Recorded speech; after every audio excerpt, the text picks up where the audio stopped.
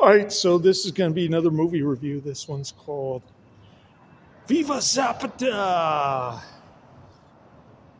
1952. I'm giving it 1 out of 5 stars. I hate this flick. I hate all John Steinbeck movies. I haven't seen The Grapes of Wrath, but I've seen Cannery Row, which I absolutely hated. John Steinbeck has to be the most overrated author besides Karl Marx.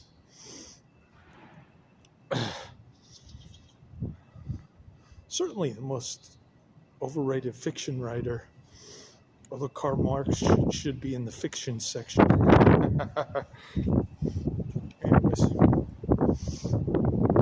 it's got the pairing of two of my favorite actors, Marlon Brando and Anthony Quinn. What a waste of talent on this one. Anyways, it's about the life and death of Elia Zapata. The ending is kind of lame and confusing, but Zapata is living under a dictatorship in Mexico, and his fellow natives there are having their land taken away, unable to farm and whatnot. Ooh, there's a car that just pulled in. I better go take a look, see if it's an Uber or what that thing is. It's the Uber.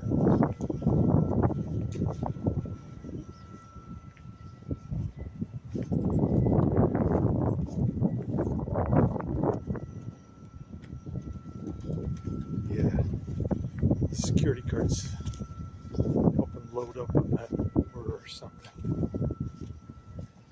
I don't know what's going on. But anyways, so Zapata doesn't like the dictator, Diaz.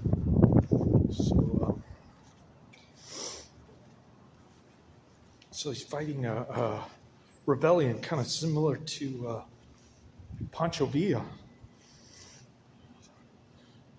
And Anthony Quinn plays his brother who becomes general, and he gets greedy and he starts taking land for himself and women. So Diaz is overthrown, and Madero, who's corrupt, just as corrupt as Diaz, is given Zapata the runaround. So Madero doesn't last long. The military doesn't like him because he's trying to be friends with Zapata, but he's not giving land to the downtrodden people. He wants to give land to Zapata instead. And Zapata gets pissed because he's a man of integrity and he wants to help his people. Anyways,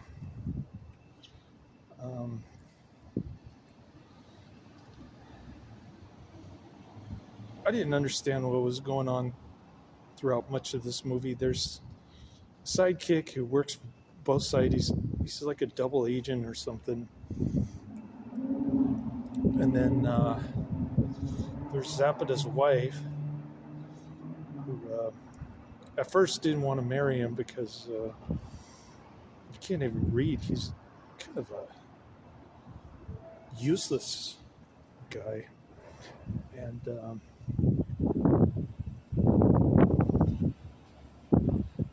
so she's kind of hesitant at first, but they end up getting married somehow,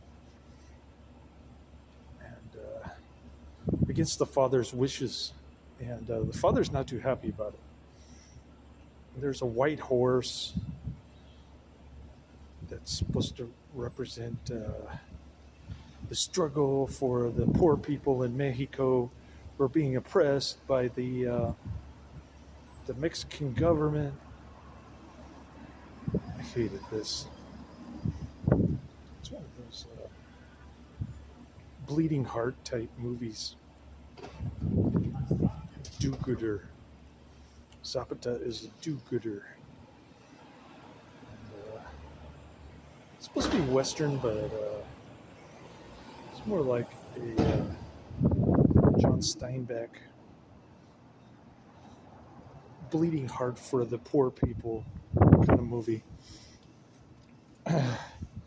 For the poor and the downtrodden. So John Steinbeck likes to prop up these kind of lower rung of society, which is kind of lame, if you ask me. But anyways, I made $25 in cash tips so far today.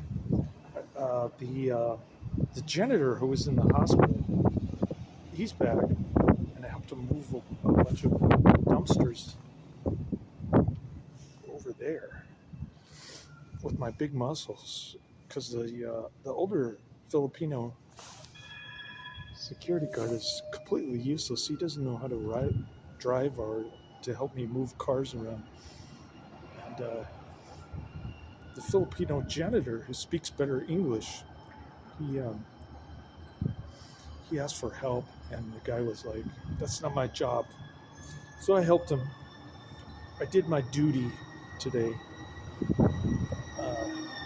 My Robinhood account is kind of flat. Oh, here we go again. Another Muni train. Well, got one review in. Let me show you my discs from Netflix. I have yet to tell you what's coming down the pike next week, but I'll get to that Sunday. There's Viva Zapata. Marlon Brando. Not a very convincing Mexican dude, but he's sporting a mustache to make him look Mexican, I guess. Anthony Quinn is more convincing as a Mexican dude. This one's a communion with Christopher Walken. You can see Christopher Walken's blue face there. He looks like Data from Star Trek on this disc. All right. Well, I got a ton of page views on my last video, which was Commando. I knew Karate Man would get excited about it. And Adrian asked, "Where's Karate Man?" He just... both Adrian and Karate Man, the two mates from Australia, posted like 10 comments between each, at least 10 each, or at least 10 total between the two.